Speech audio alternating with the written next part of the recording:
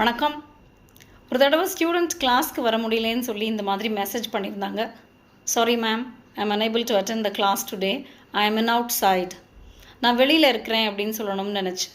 I am இன் அவுட்சைடுன்னு போட்டாங்க. So அங்கே error என்ன? இன் போடுறது தான்.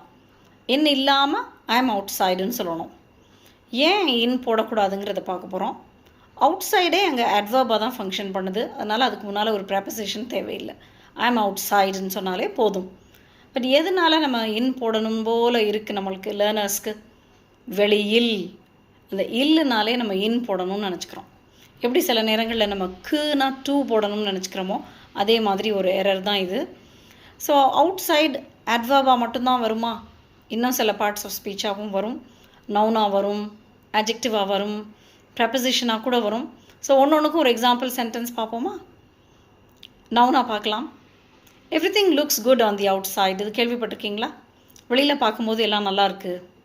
எப்போ நம்ம இந்த மாதிரி சொல்லுவோம்? அதை நம்ம கான்ட்ராஸ்ட் பண்ணுறோம். உள்ளே things are not so good.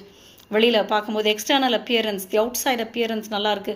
ஒரு வீடை பார்க்குறோம், புதுசாக பெயிண்ட் பண்ணி நல்லாயிருக்கு, ஆனால் உள்ளே பழைய வீடாக இருக்குது, நிறைய விஷயங்கள்லாம் சரியில்லை அப்படின்னா நம்ம இந்த மாதிரி சொல்லலாம்.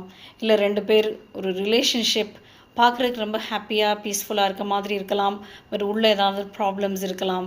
அப்போல்லாம் நம்ம everything looks good on the out side அப்படின்னு சொல்லலாம். அங்கே ஏன் அவுட் சைடு நவுனாக இருக்குதுன்னு பார்த்தீங்களா? அவுட் சைடுக்கு முன்னால் ஆர்டிக்கிள் தி இருக்குது. ஸோ ஆர்டிக்கிள் இருந்தாலே அது நவுன் தானே. Articles are used only with nouns, right? Outside ஆட்ஜெக்டிவாகவும் வரும். The outside light is on.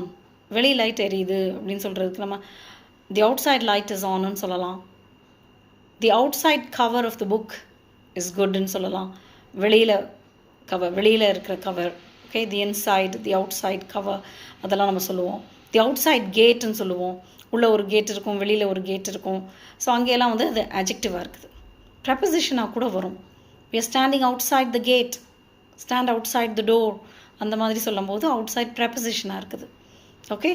So நீங்கள் இப்போ காமெண்ட்ஸில் அவுட் சைடை அட்வர்பா, நவுனா, ப்ரெப்பசிஷனாக, அட்ஜெக்டிவாலாம் யூஸ் பண்ணி சென்டென்சஸ் எழுதுறீங்களா? ஏதாவது 1-2 எழுதுனா கூட பரவாயில்ல. அந்த கான்செப்ட் உங்களுக்கு புரிஞ்சிச்சுன்னா நல்லது, ரைட்?